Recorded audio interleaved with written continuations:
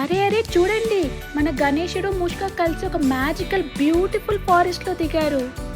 చూడండి, ఈ beautiful forest లో బోల్డ్ అన్ని butterflies, trees, flowers, animals, giraffe ఉంది, డియర్ ఉంది, బన్నీ ఉంది, మంకీ ఉంది, ఎలిఫెంట్ ఉంది, చాలా ఉన్నాయి.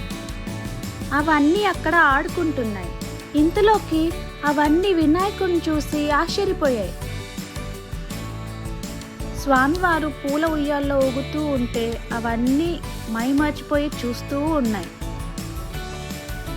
కాసేపు తర్వాత స్వామివారు ఒక చెట్టు కింద కూర్చుని కైలాసం నుంచి తెచ్చుకున్న లడ్డూల బాక్స్ ఓపెన్ చేసి ఒక లడ్డూ తీసుకుని తినబోతుండగా కొన్ని మంకీలు వచ్చి ఆ లడ్డూలన్నీ తీసుకుని వెళ్ళిపోతున్నాయి. స్వామివారు అలా చూస్తూ ఉండిపోయారు. హే, అదిగో చూడండి, వినాయక స్వామికి ఒక ఎర్రని బెలూన్ కనిపించింది. అది చూసి ఆయన దాన్ని పట్టుకోవాలని వెళ్ళారు. కానీ అది పైకి ఎగిరిపోయింది. అప్పుడు ఆయన దాన్ని ఫాలో చేస్తూ వెళ్ళారు. మూషికం కూడా ఆయన వెనకాలే ఫాలో అవుతూ వెళ్ళింది. ఇద్దరు కలిసి ఒక చోటికి వచ్చారు. అక్కడ ఒక ముద్దుగా ఉన్న ఎలిఫెంట్ని చూశారు.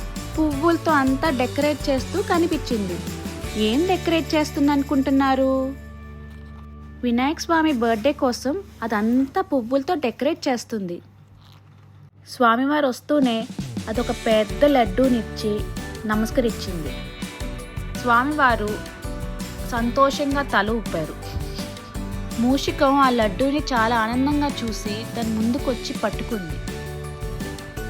దాని తర్వాత గణేశుడు ఒక చెట్టు కింద కూర్చునున్నారు. అరే చూడండి, ఇంతకు ముందు స్వామివారి దగ్గర తీసుకుని వెళ్ళిన లడ్డూలు మళ్ళీ ఆ మంకీస్ తీసుకుని వచ్చేసాయి. అవన్నీ కలిసి ఆ లడ్డూలన్నీ గణేశుడికి మళ్ళీ ఇచ్చేసాయి. గణేశుడు చాలా ఆనందపడి వాళ్ళకి ఆశీర్వాదం ఇచ్చారు.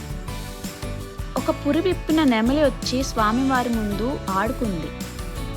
దాని తర్వాత గణేశుడి మీద అది పువ్వులు వెదజల్లింది. తర్వాత గణేశుడు ఆ యానిమల్స్తో అంతా కలిసి బర్త్డే డాన్స్ వేస్తూ హ్యాపీగా ఆనందించారు. హలో ఫ్రెండ్స్, అసలు మీ అందరికీ తెలుసా వినాయక చవితి ఎందుకు జరుపుకుంటారో? లేదు మూషిక, నువ్వే చెప్పాలి వివరంగా అంతా. సరే అయితే నేను చెప్తాను ఆ స్టోరీ, శ్రద్ధగా వినండి. మీరు కూడా వినాలనుకుంటున్నారా స్టోరీ? అయితే నెక్స్ట్ ఎపిసోడ్ కోసం వెయిట్ చేయండి.